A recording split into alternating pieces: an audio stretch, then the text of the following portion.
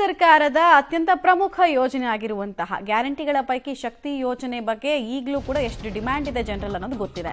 But ಇಂಥ ಶಕ್ತಿ ಯೋಜನೆಯಲ್ಲಿ ಈ ಫ್ರೀ ಟಿಕೆಟ್ ವಿಚಾರದಲ್ಲಿರೋ ಗೊಂದಲ ಇನ್ನೂ ಬಗೆಹರಿತಾ ಇಲ್ವಾ? 2 ವರ್ಷ ಆಯ್ತು ಈ ಯೋಜನೆ ಅಸ್ತಿತ್ವಕ್ಕೆ ಬಂದು. ಮೊಬೈಲ್ನಲ್ಲಿ ಆಧಾರ್ ಕಾರ್ಡ್ ತೋರಿಸೋದಕ್ಕೆ ಕಿರಿಕ್ ಮಾಡಿದಾರಂತೆ ಕಂಡಕ್ಟರ್. ಪ್ರಯಾಣಿಕರೊಂದಿಗೆ ಕೆಎಸ್ಆರ್ಟಿಸಿ ಚಾಲಕ ಮತ್ತು ನಿರ್ವಾಹಕ ಕಿರಿಕ್ ಮಾಡಿರುವಂತಹ ಡೀಟೇಲ್ಸ್ ಮೊಬೈಲ್ನಲ್ಲಿ ಆಧಾರ್ ತೋರಿಸಿದ್ರು ಕೂಡ ಪ್ರಯಾಣಕ್ಕೆ ಅನುಮತಿಯನ್ನು ಕೊಡ್ಲಿಲ್ವಂತೆ. ಈಗಾಗಲೇ ಸಚಿವ ರಾಮಲಿಂಗಾರೆಡ್ಡಿ ಅವರು ಈ ವಿಚಾರದಲ್ಲಿ ಒಂದು ಕ್ಲಾರಿಫಿಕೇಶನ್ ಕೊಟ್ಬಿಟ್ಟಿದ್ರು.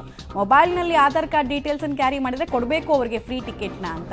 ಆದ್ರೂ KA40F1035 ಈ ನಂಬರ್ನ ಬಸ್ನಲ್ಲಿ ಪ್ರಯಾಣಿಕ ವರ್ಸಸ್ ಸಾರಿಗೆ ಸಿಬ್ಬಂದಿ ಅನ್ನೋ ವ್ಯವಸ್ಥೆ ಸಿಚುವೇಶನ್ ನಿರ್ಮಾಣ ಆಯಿತು ಅನ್ನೋದು ಗೊತ್ತಾಗ್ತಾ ಇದೆ. ಎಲ್ಲ ಮೊಬೈಲ್ನಲ್ಲಿ ರೆಕಾರ್ಡ್ ಆಗಿದೆ. ಇದು ಚಾಲಕರು ಕೂಡ ಅರ್ಥ ಮಾಡ್ಕೊಳ್ಬೇಕು, ನಿರ್ವಾಹಕರು ಅರ್ಥ ಮಾಡ್ಕೊಳ್ಬೇಕು. ಅವ್ರ ಜೇಬಿಂದ ಅಲ್ಲ ಟಿಕೆಟ್ ಕೊಡ್ತಾ ಇರೋದು, ನಮ್ಮ ಟ್ಯಾಕ್ಸ್ ಪೇಯರ್ಸ್ ದುಡ್ಡಿಂದ ಕೊಡ್ತಿರೋದು. ಇವ್ರು ಯಾಕೆ ಕಿರಿಕ್ ಮಾಡ್ತಾರೆ? ನಾನ್ ತೋರಿಸ್ತೀನಿ ಇವಾಗ ಮೊಬೈಲ್ ನಲ್ಲಿ ಆಧಾರ್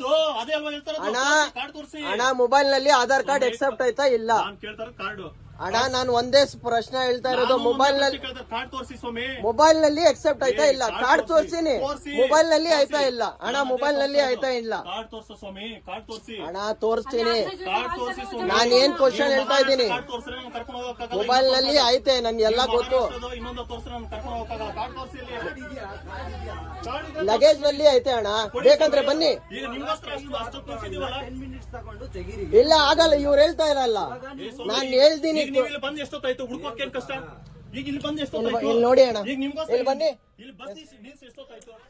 ನೀವು ದೃಶ್ಯಾವಳಿಗಳನ್ನು ಗಮನಿಸ್ತಾ ಇದ್ದೀರಾ. ಕಂಡಕ್ಟರ್ ಇಷ್ಟೊಂದು ವಾಗ್ವಾದ ಯಾಕೆ ಮಾಡ್ತಾ ಇದ್ದಾರೆ ಅನ್ನೋದೇ ಅರ್ಥ ಆಗ್ತಾ ಇಲ್ಲ. ಕ್ಲಿಯರ್ ಇನ್ಸ್ಟ್ರಕ್ಷನ್ ಸಾರಿಗೆ ಸಚಿವರಿಂದ ಇದೆ, ಅವರೇ ಹೇಳಿದ್ದಾರೆ. ಇನ್ಯಾರ ಹತ್ರ ಹೇಳಿಸ್ಬೇಕು? ಮುಖ್ಯಮಂತ್ರಿಗಳನ್ನ ಕರ್ಕೊಂಡು ಬಂದು ಹೇಳಿಸ್ಬೇಕಾ ಅಂತ ಇವ್ರಿಗೆಲ್ಲ?